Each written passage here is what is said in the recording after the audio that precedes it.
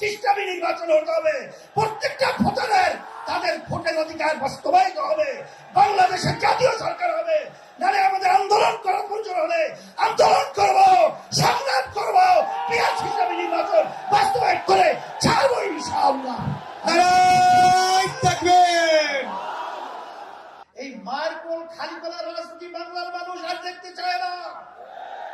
বাংলাদেশের টাকা বিদেশে পাচার করবে, বিদেশে বেতন করা তৈরি করবে, এটার বাংলার জনগণ ছাত্র জনতা দেখতে চায় না। এর পরিবর্তন আমাদেরকেই করতে হবে। এই পরিবর্তনের জন্যই যদি আবার প্রয়োজন হয় আমরা আবার রক্ত দেব, আমরা জীবন দেব, তারপরে দেশকে সুন্দর দেশ করার জন্য রাজপথে থাকবো। থাকার জন্য কে কে রাজি আছো? নারায়ে তাকবীর, আল্লাহু আকবার, স্লোগান দেব। রাহমাতুল্লাহি ওয়া বারাকাতুহু। আলহামদুলিল্লাহি ওয়া কাফা ওয়া সালামুন আলা ইবাদিহিল্লাযীনা ইসতাফা। আম্মা বা'দ। فأعوذ بالله من الشيطان الرجيم. بسم الله الرحمن الرحيم. ظهر الفساد في البر والبحر بما كسبت أيدي الناس. صدق الله العلي العظيم. সবাই দুরূদ শরীফ পড়ি। আল্লাহুম্মা সাল্লি আলা সাইয়্যিদিনা ওয়া হাবিবিনা ওয়া মাওলানা মুহাম্মদ সাল্লাল্লাহু আলাইহি ওয়া আলা আলিহি ওয়া আসহাবিহি ওয়া বারাকা সাল্লাম। ইসলামী আন্দোলন বাংলাদেশের সহযোগী একটা সংগঠন ইসলামী যুব আন্দোলন আজকে ঐতিহাসিক সোহরাওয়ার্দী উদ্যানে আজকের যে যুবকরা যে সম্মেলন আমাদেরকে উপহার দিয়েছে, আমি বলবো ঐতিহাসিক ময়দানে ঐতিহাসিক যুব কনভেনশন। লক্ষাধিক যুবক উপস্থিত হয়েছে, আমি যেটা অনুমান করেছি এবং যতটুকু তথ্য আমার কাছে আছে। আমি তোমাদেরকে ধন্যবাদ জানাই, কারণ আমরা যে আশা চিন্তা আকাঙ্ক্ষা নিয়ে আমরা যে মাঠে ময়দানে কাজ করছি, তার আজকে আমাদের আশার অনেকটা বাস্তবতা তোমাদের কনভেনশনের মাধ্যমে তোমরা আজকে আমাদেরকে দেখিয়েছো। শুকরিয়া আদায় করি। আল্লাহ রাব্বুল আলামিন তোমাদেরকে জাযায়ে খায়ের আল্লাহ দান করুন।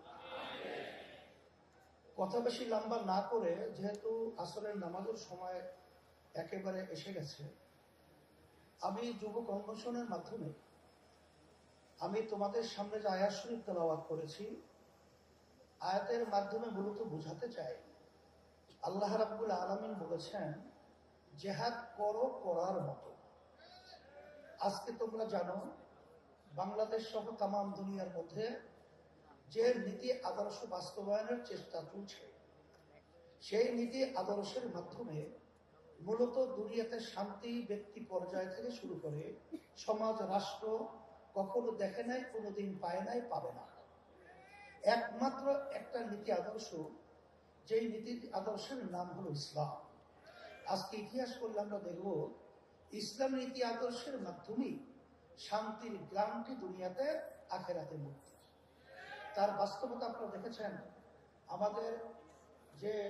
আমাদের দাদু যে কথা বলেছেন, এই হিন্দু ঐক্যজোটের সভাপতি, তিনি ইসলামী আন্দোলনের ব্যাপারে বলেছেন যে আমরা দেখেছি সেই ৭১ থেকে শুরু করে ইসলামী নীতি আদর্শ যারা আমরা লালন করি, আমাদের কি চরিত্র, আমাদের কি আদর্শ, আমাদের কি কার্যক্রম। যেহেতু সে বলেছে, নতুন ভাবে আমার আলোচনা করে বোঝার কোনো প্রয়োজন হয় না।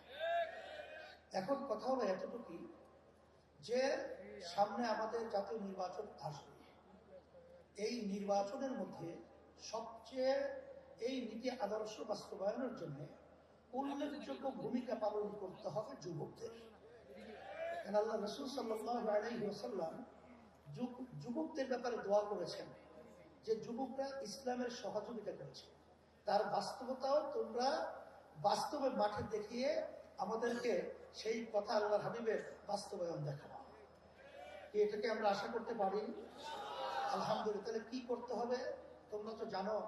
তোমাদের সভাপতি তিনি বলেছেন যে আমাদের কেন্দ্র পর্যায় পর্যন্ত আমাদের শক্তি বাড়াতে হবে।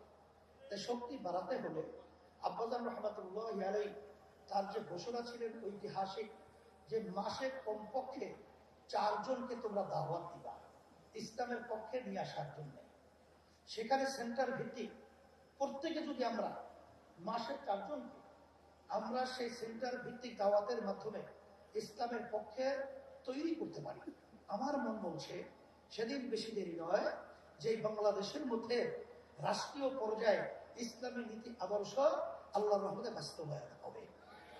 এই কাজটাকে আমরা করতে রাজি আছি, আল্লাহ আপনি কবুল করে নেন।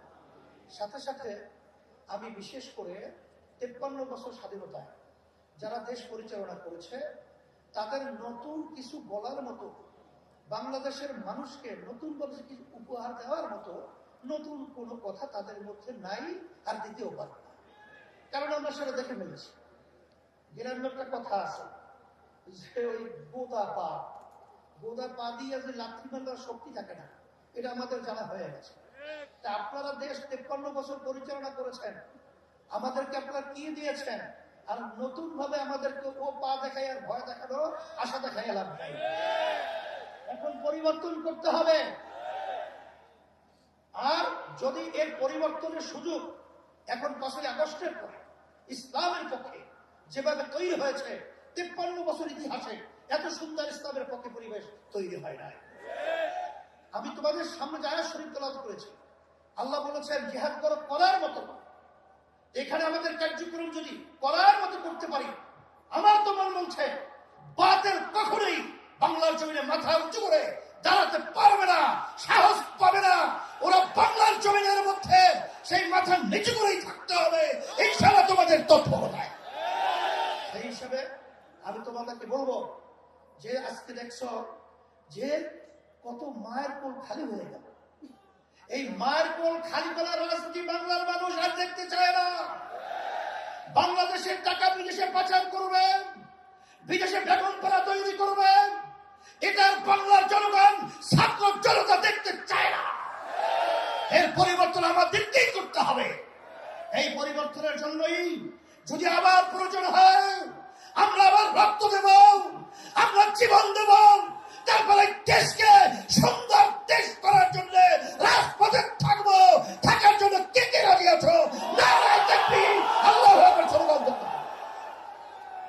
সাথে সাথে আমি বিশেষ করে অন্তর্বর্তীকালীন সরকারকে বলবো, আমাদের যুগ্ম মহাসচিব গাজী আতাউর রহমান সহ বিভিন্ন দায়িত্বশীলরা বলেছেন যে আপনারা কোন জনগণের ভোটে নির্বাচিত সরকার নয়, আপনারা হলো গণ অভ্যুত্থান, ছাত্র জনতা হাজারো হাজারো মায়ের কোল খালি করার বিনিময় আপনারা ক্ষমতায় এসেছেন। কিন্তু আপনাদের কার্যক্রমগুলো আমরা অনেকাংশে প্রশ্নবিদ্ধ। এটা আমাদের দুঃখ হয়। আপনাদের দুর্বলতা কোথায়, কে কি বলবে তা জানি না।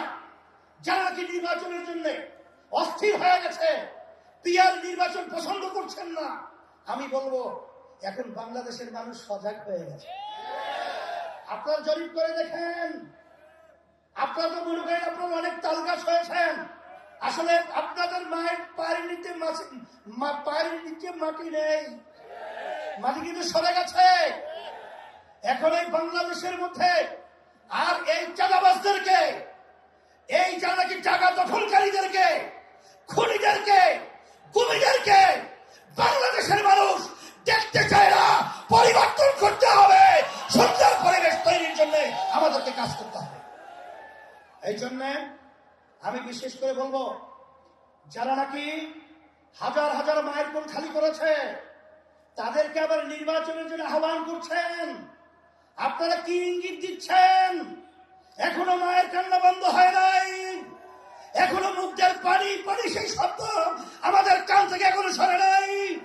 আবু সাইদে হাত প্রসারিত গুলিবিদ্ধ বুক নিয়ে মাটিতে লুকিয়ে পড়েছে, এখন আমাদের নজর থেকে এখনো সেই স্মৃতি চলে নাই। আর আপনারা তাদেরকে নির্বাচনে আহ্বান করবেন, আবার নির্বাচনে তাদেরকে নিয়ে এসে আপনারা ক্ষমতা দখল করবেন। এ ধোঁকাবাজি বাংলাদেশের জনগণ বুঝে গেছে। তাইলে আমরা বলবো, যারা নাকি বিভিন্ন সময় লক্ষ্য করেছি যে আপনারা সাধারণ ক্ষমা ঘোষণা করে, আবার কেউ তাদেরকে নির্বাচনে আহ্বান করে, এইসব ধোঁকাবাজি বাংলাদেশের জনগণ এখন বুঝে ফেলেছে। আপনাদের অবস্থান পরিষ্কার করতে হবে। আপনারা এই স্লোগানের মাধ্যমে কাদেরকে খুশি করতে চান, এটা কিন্তু বাংলাদেশের মানুষ বোঝে। আর এই পাশে আমাদের যে রাষ্ট্র রয়েছে, নিয়ম ছিল বন্ধুত্ব সুলভ আচরণ আমাদের সাথে করবে, কিন্তু তাদের আচরণে আমরা বন্ধুত্ব পাই নাই। তাদের দোষদেরকে খুশি করবেন এবং তাদেরকে নিয়ে আপনার ক্ষমতায় যাবেন না, এটা কখনই হবে না, আর হতে দেওয়া যাবে না। আর পিআর সিস্টেমের মাধ্যমেই বাংলাদেশে জাতীয় সরকার গঠন হবে। আপনারা কেন চাচ্ছেন না? আপনাদের ভয় কোথায়? আবার আপনারা এই নির্বাচন পদ্ধতির মাধ্যমে এককভাবে ক্ষমতায় গিয়ে আবার আপনার বিভিন্ন ধরনের আমাদের উপরে সেই স্টিভ রুলার জুলুমের এটা চাপিয়ে দেবেন, এটা হবে না। এই জন্য পিআর সিস্টেমে যদি নির্বাচন না হয়, ইসলামী আন্দোলন বাংলাদেশ, যুব আন্দোলন কনভেনশন থেকে আমরা ঘোষণা করছি, আমরা পিআর সিস্টেমেই ওই নিম্নকক্ষ বলেন উচ্চ কক্ষ বলেন সব সেক্টরেই পিআর সিস্টেমে নির্বাচন হতে হবে। প্রত্যেকটা ভোটারের তাদের ভোটের অধিকার বাস্তবায়িত হবে। বাংলাদেশের জাতীয় সরকার